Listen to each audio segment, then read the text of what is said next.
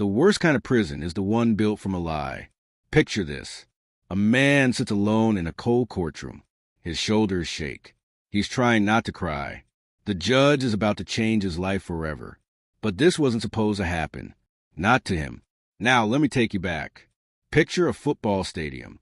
60,000 people screaming his name. Camera lights flashing like stars. In the locker room, champagne flies everywhere. His teammates lift him up. He's on top of the world. But now he's staring at his own mugshot on the evening news. His bank account is empty. His name is dirt.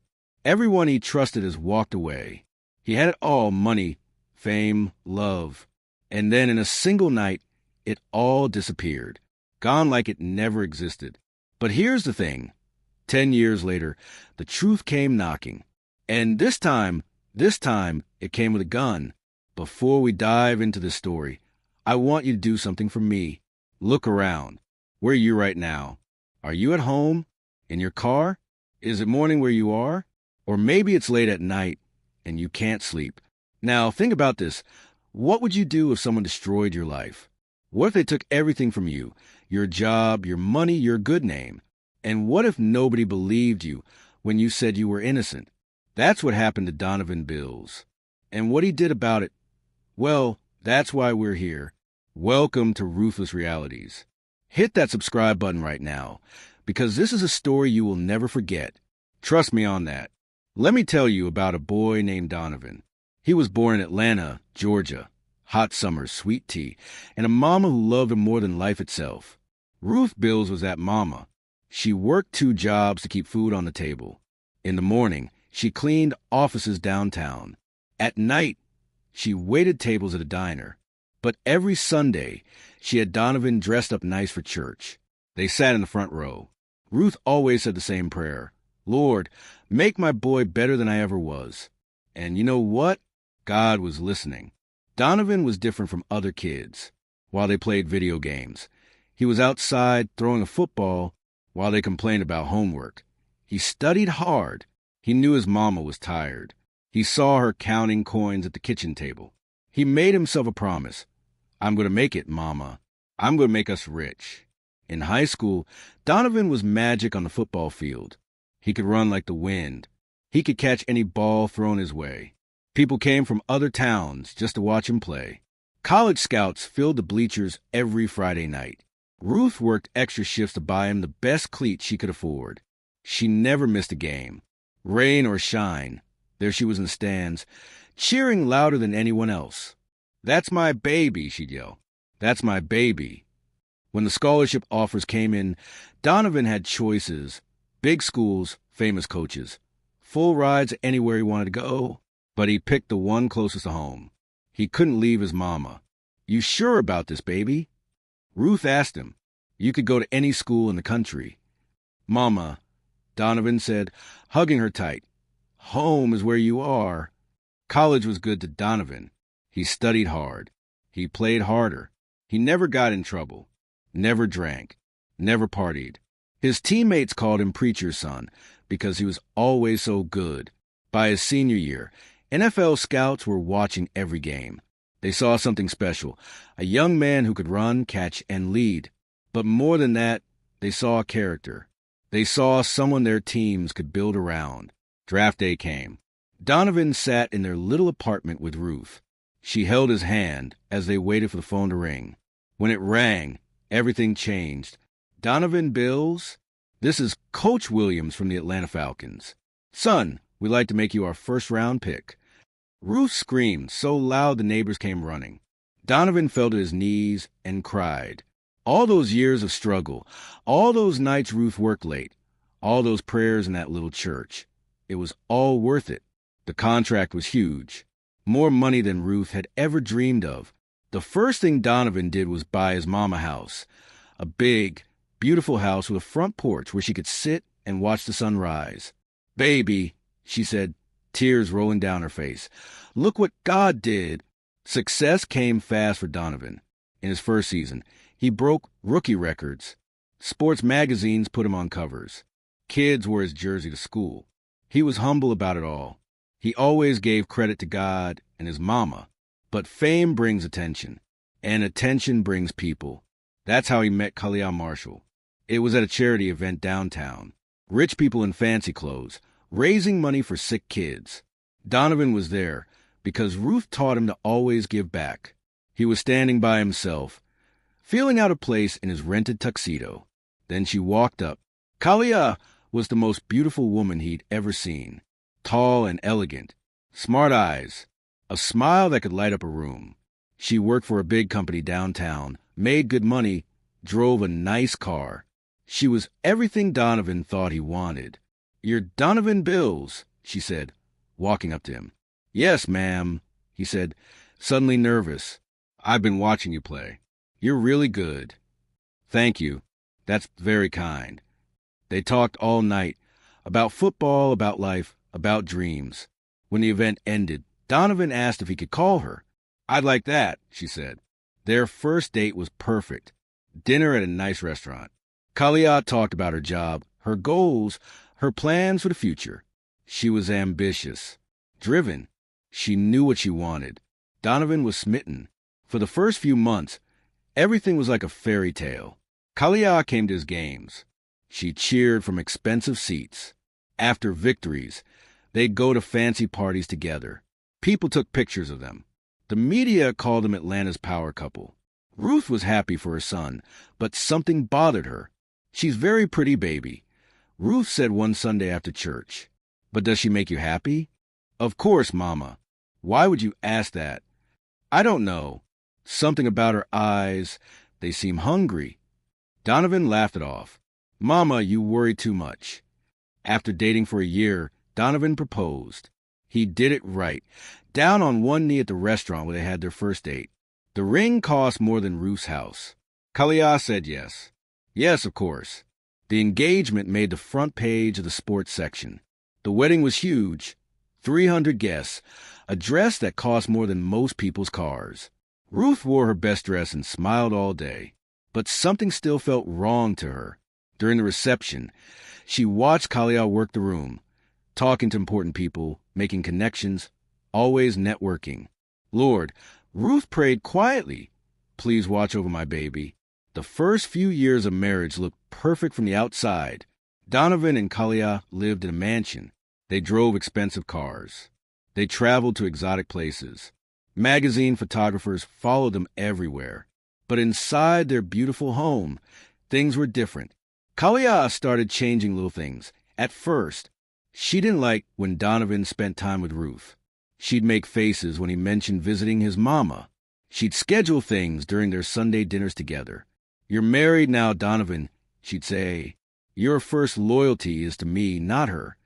This confused Donovan. Ruth had sacrificed everything for him. She was the reason he was successful.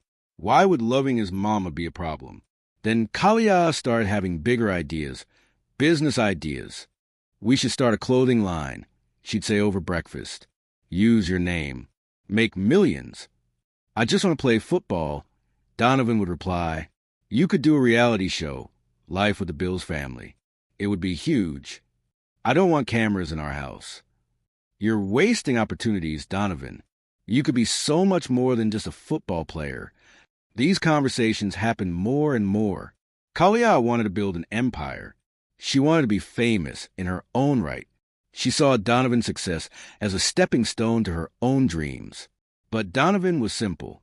He wanted to play the game he loved, come home to his wife, visit his mama on Sundays, pray before meals, and live a quiet, blessed life. The argument started small, but grew bigger. Kalia stopped coming to church with Donovan and Ruth. She said it was boring. She'd rather sleep in or go shopping. Then she stopped coming to family dinners. She was always too busy, too tired, had other plans. Ruth noticed, but didn't say anything. She'd cooked Donovan's favorite meal and set 3 places at the table. When only 2 of them showed up, she'd quietly put the extra plate away. "Where's Kalia today, baby?" she'd ask. She had some work thing. Donovan would lie. He was embarrassed, hurt, but he loved his wife. He kept hoping things would get better. After 7 years of marriage, the fighting was constant. Kalia wanted more money, more fame, more everything. Donovan wanted peace. He was tired of arguments, tired of walking on eggshells in his own house. One night, after a particularly bad fight, Kalia said the words that broke his heart. "I'm done, Donovan. I want a divorce." She'd already talked to lawyers, already planned everything out. She wanted half of everything he'd earned during their marriage. The house, the cars, the investments, half of his football contracts. Donovan was devastated. He'd failed. His marriage was over. All those years of trying to make her happy. And it wasn't enough. The divorce was ugly. Lawyers. Court dates. Kalia painted herself as the victim. Said Donovan was controlling. Said he put football before their marriage. When it was over, Kalia walked away with millions. Donovan kept the house, but lost half of everything else. His heart was broken, but he was free. Ruth held him while he cried. "Baby," she whispered, "sometimes God removes people from our lives to protect us. Maybe this is a blessing." A year after the divorce, Donovan was playing the best football of his life. It was like all that anger and hurt fueled him. He ran faster, hit harder, played with fire that amazed everyone. His team made it to the playoffs. Donovan was having an MVP-level season. Endorsement deals started coming back. The money was flowing again.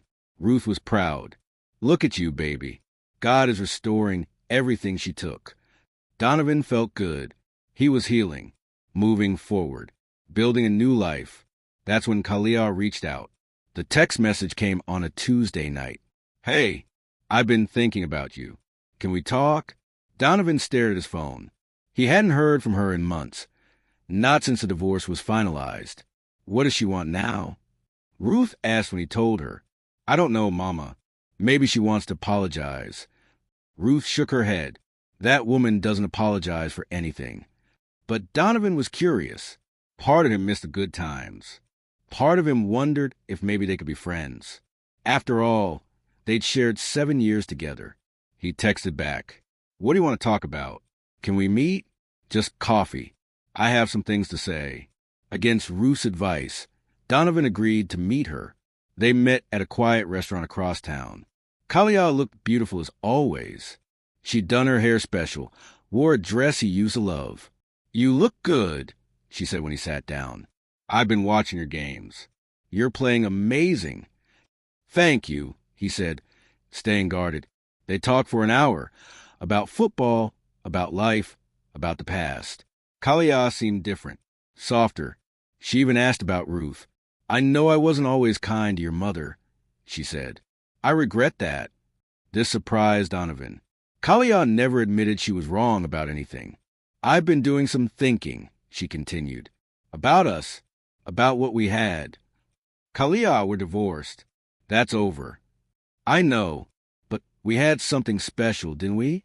Before all the arguing, before everything went wrong." She reached across the table and touched his hand. "I miss you, Donovan. I miss us." Donovan felt his heart start to race. He'd loved this woman for 8 years. That kind of love doesn't just disappear. They talked for another hour, then another. By the end of the night, old feelings were stirring. "Would you like to come back to my place?" she asked. "Just to talk more like old times." Donovan knew he should say no, knew it was a bad idea, but she looked so beautiful, so sincere, and he was lonely. "Okay," he said, "just for a little while." At Kalia's apartment, they opened a bottle of wine. They talked about good memories, laughed about old jokes. For a moment, it felt like the early days of their relationship. "Remember our first vacation?" she asked, curling up next to him on the couch. "Hawaii. We stayed in bed for 2 days straight."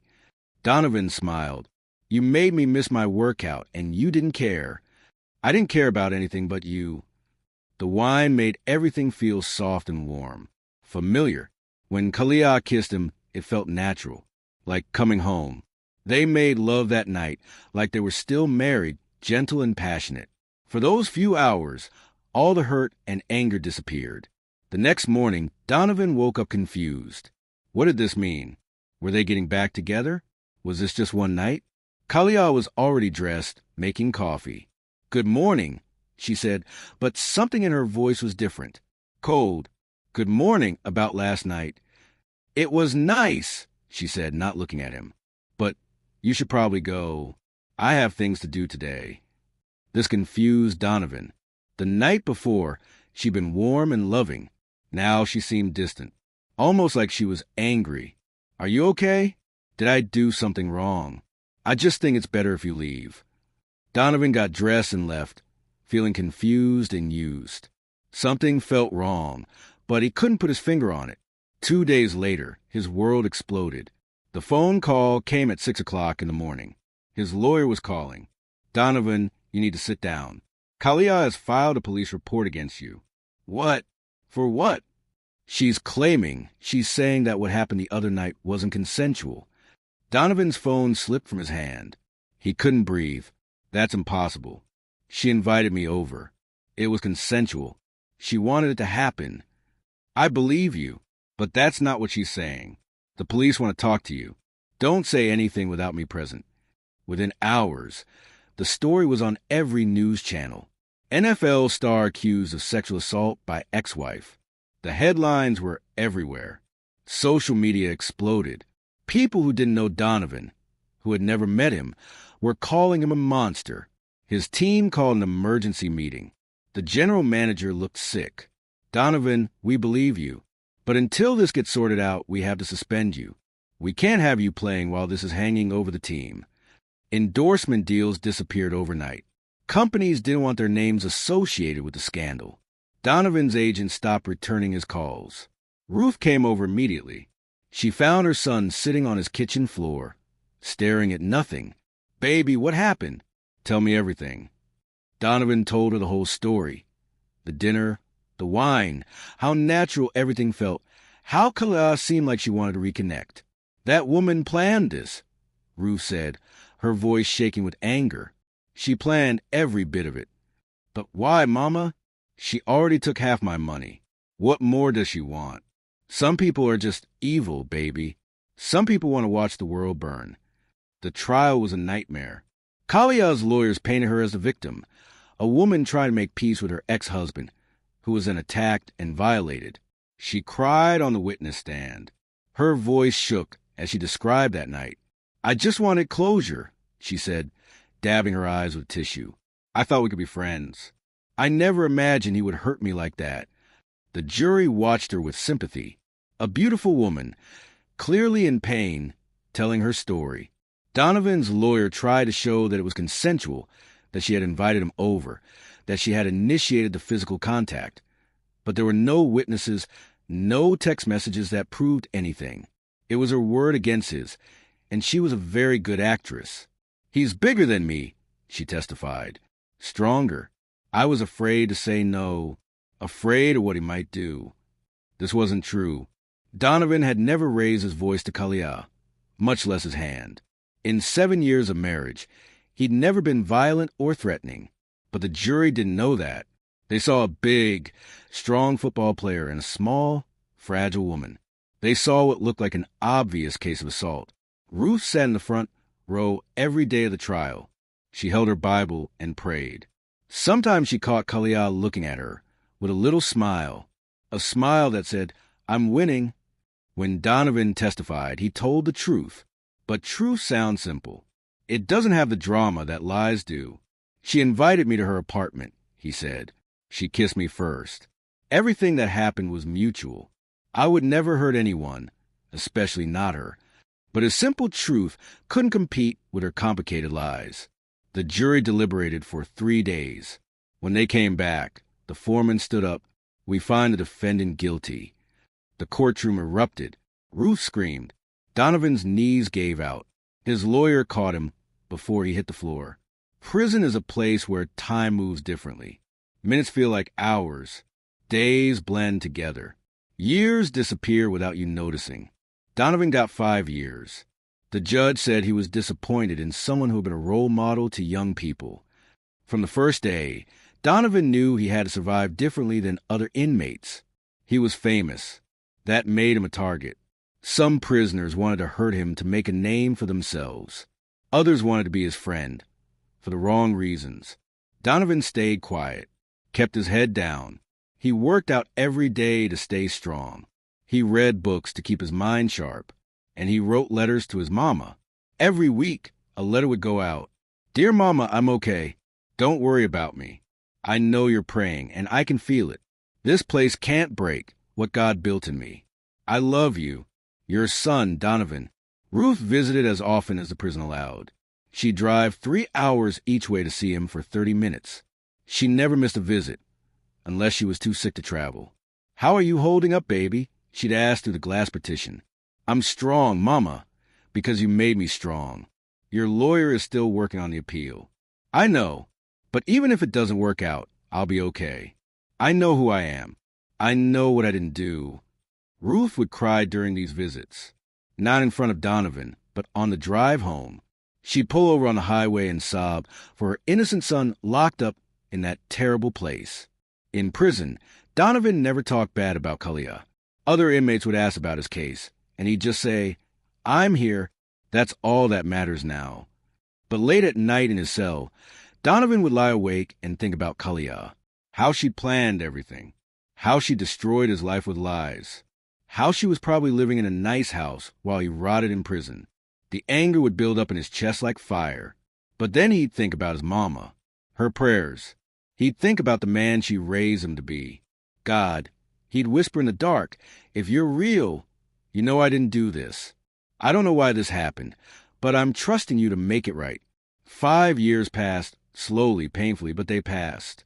The day of his release, Ruth was waiting outside the prison gates. She looked older. Her hair was gray now, but her smile was the same. Come on home, baby, she said, hugging him tight. Come on home.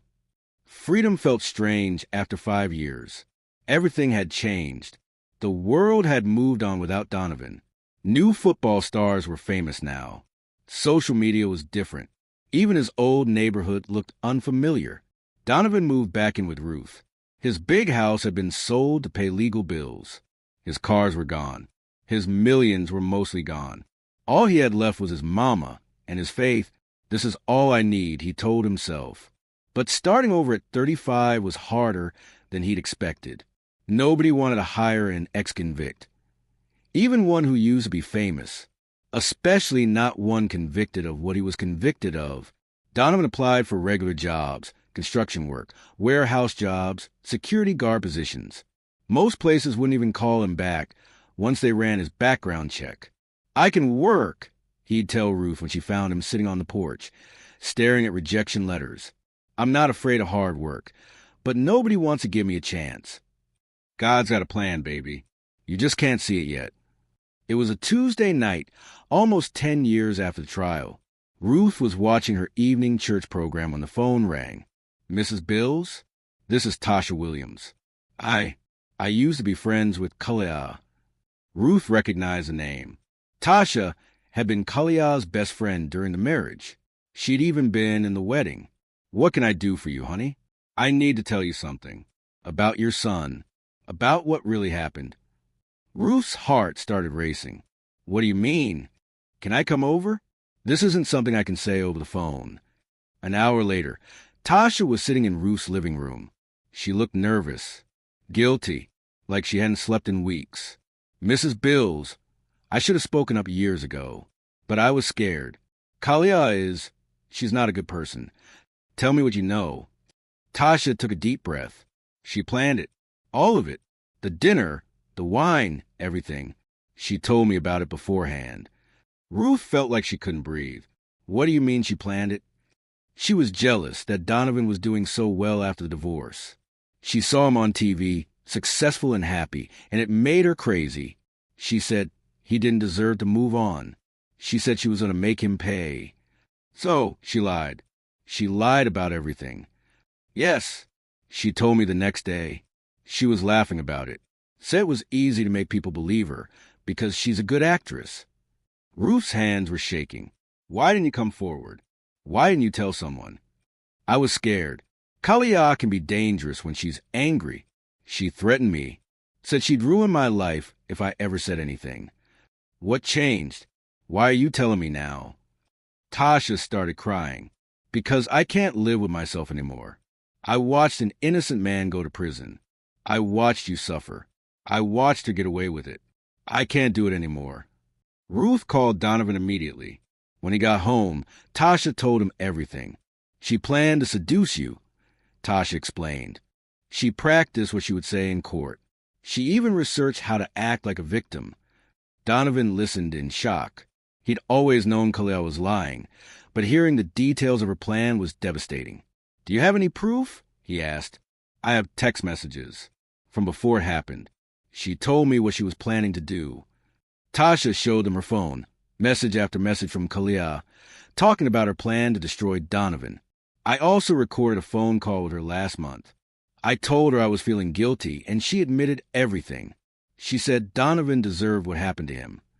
Ruth and Donovan looked at each other. After 10 years, they finally had proof. "We need to call a lawyer," Ruth said. But Donovan was thinking about something else. He was thinking about justice. Real justice. Donovan's lawyer said the evidence was good, but complicated. The original perjury had occurred over 10 years ago, and while they could pursue aggravated perjury charges based on new evidence, getting his original conviction overturned would still require a lengthy appeals process. "The system failed you once," the lawyer said. "I can't promise it won't fail you again." That night, Donovan couldn't sleep. He walked around the house, thinking, planning. For 10 years, he'd been the good guy, the patient one, the one who took the high road. Where had it gotten him? He decided to take matters into his own hands. Donovan called Khalil the next day. "Hello, Donovan." Her voice was cold. "I heard you were out of prison. I want to talk to you." "About what?" "About us. About what happened. I think it's time we had an honest conversation." There was a long pause. "I don't think that's a good idea." "Please, Khalil, I'm not angry anymore. I just want to understand. Maybe get some closure." Another pause. "Fine. We can meet for coffee, but somewhere public." "Of course. How about that cafe downtown where we used to go sometimes?" "Okay, tomorrow at 2. When Donovan hung up, his hands were shaking, not from fear, but from anticipation. The next day, he arrived at the cafe early. He chose a table in the back corner where they could talk privately. When Khalil walked in, she looked the same, beautiful, confident, evil. "You look good," she said, sitting down. "Prison didn't break you." "No, it didn't." They ordered coffee and sat in silence for a moment. "So, what did you want to talk about?" she asked. Donovan pulled out his phone and placed it on the table.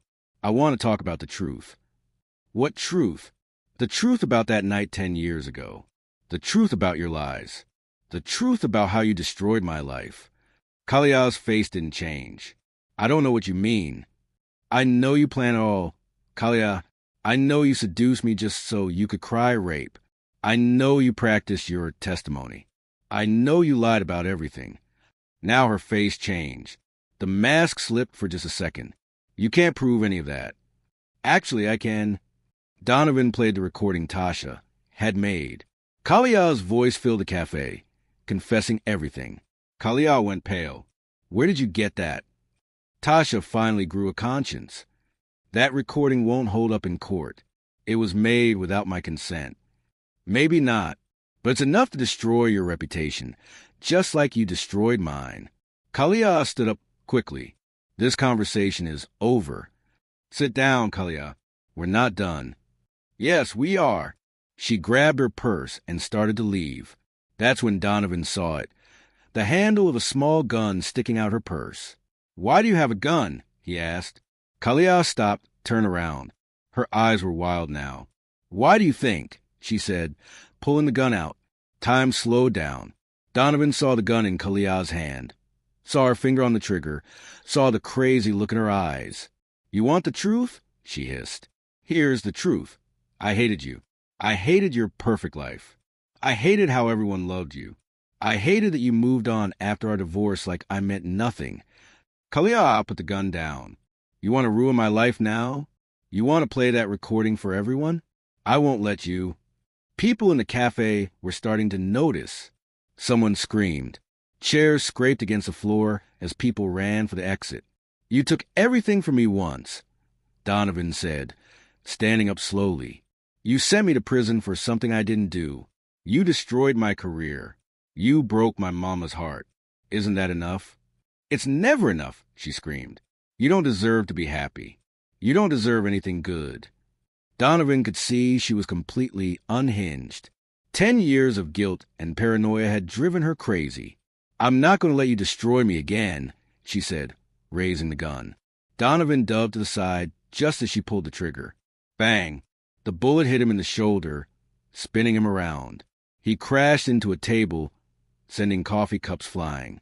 Help! Someone screamed. Someone call 911. Kalia stood over him, gun still in her hand. Blood was spreading across Donovan's shirt. You should have left it alone, she said. You should have stayed quiet. She raised the gun again, pointing it at his head, but before she could fire, 2 police officers burst through the cafe door. Drop the weapon. Drop it now. Kalia turned toward them, gun still in her hand. Ma'am, put the gun down. For a moment, it looked like she might try to shoot the officers, too. But then reality hit her. She was caught. It was over. The gun clattered to the floor as Kalia finally dropped it. Within seconds, she was on the ground, hands cuffed behind her back. I need a medic, one officer called out. We have a gunshot victim. Donovan was losing blood fast, but he was conscious as the paramedics worked on him. He watched Kalia being led away. For the first time in 10 years, she wasn't in control. She wasn't the victim. She was exactly what she'd always been, a liar, a manipulator, a criminal. 3 months later, Donovan sat in the courtroom again, but this time he wasn't the one on trial. His shoulder had healed well. The bullet had gone clean through, without hitting any major nerves or bones. The doctor said he was lucky, but Donovan knew it wasn't luck. It was something bigger than that. Kalia Marshall was charged with attempted murder in the first degree, aggravated assault with a deadly weapon, and aggravated perjury. The prosecutor was asking for the maximum sentence. The evidence against her was overwhelming. Multiple witnesses from the cafe, security camera footage, the gun with her fingerprints, and most importantly, Tasha's recording where Kalia confessed a lie about the original assault. Tasha took the witness stand first. She was nervous but determined. Kalia told me she was going to set up Donovan, she testified. She said he didn't deserve to be happy after their divorce. She planned the whole thing. The defense lawyer tried to attack Tasha's credibility. Isn't it true you were jealous of my client? Jealous of her success? No, Tasha said firmly. I was ashamed. Ashamed that I stayed quiet while an innocent man went to prison. When they played the recording, the courtroom was silent. Kalia's voice filled the room, confessing everything. How she'd planned the seduction. How she'd lied in court. How she destroyed Donovan's life on purpose. The jury heard every word. Next, Donovan testified. His shoulder was still stiff, but his voice was strong and clear. For 10 years, I carried the shame of something I didn't do, he said. I lost my career, my reputation, 5 years of my life in prison.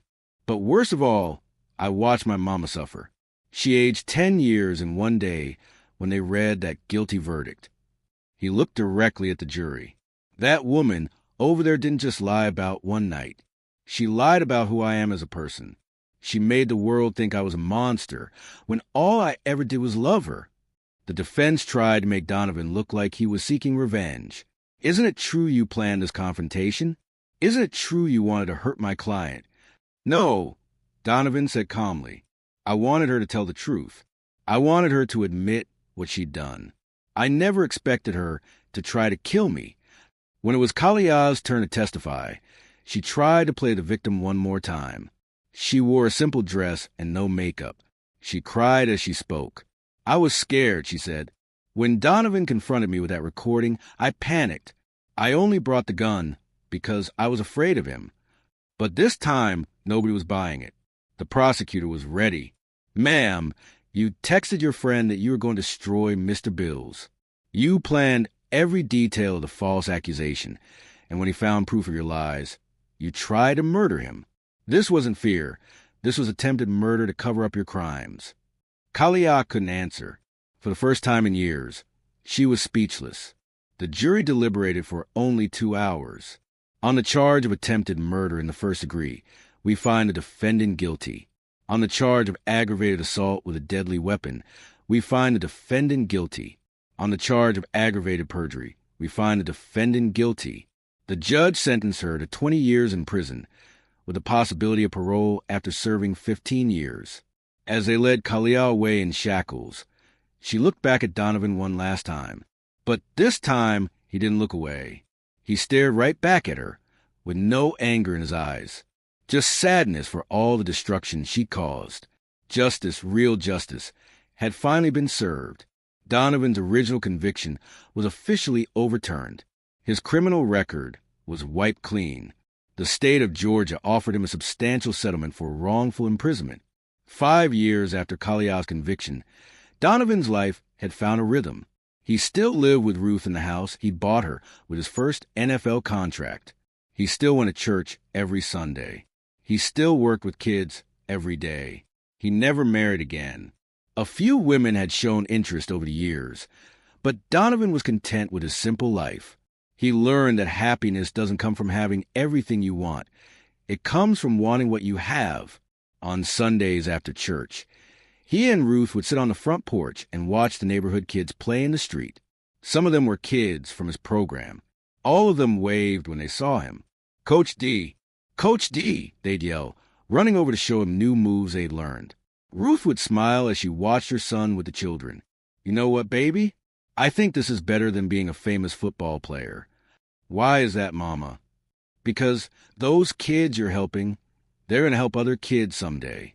And those kids will help more kids. What you're doing now is going to last forever." Donovan had never thought about it that way. But she was right. Football games were forgotten after a week. But a life change, that lasted forever. So, what's the real lesson of Donovan Bills' story? It's not just that lies eventually get exposed, though they do.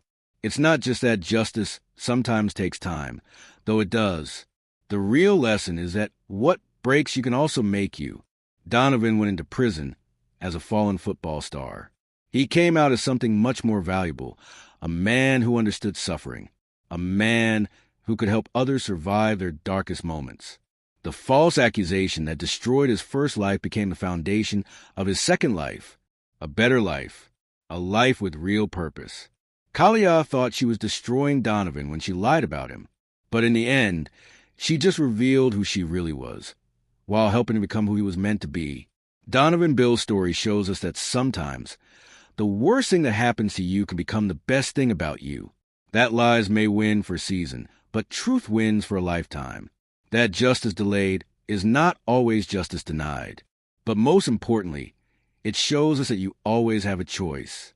When life knocks you down, you can stay down, or you can get up and use your pain to help other people heal. Donovan chose to get up. He chose forgiveness over bitterness, purpose over self-pity, hope over hate. And because of that choice, hundreds of kids in Atlanta have a better future. Dozens of wrongfully accused people have gotten help. And one broken man became a healing force in his community. Now, I want to hear from you. What would you have done in Donovan's shoes when that woman pulled that gun in that cafe? Could you have forgiven her later? When the system failed you, could you have found the strength to help others navigate that same system? And here's the deeper question. What pain in your own life could become your purpose? What struggle could become your strength? Drop your thoughts in the comments. Share this story with someone who needs to hear it. And don't forget to subscribe to Ruthless Realities for more stories that will make you think, feel, and believe in the power of human resilience. Remember, we all face storms in life, but it's not the storm that defines you. It's how you rebuild after the storm passes. Stay strong out there. Stay hopeful. And never forget that your story isn't over until you say it's over. The truth always finds a way to shine. Until next time.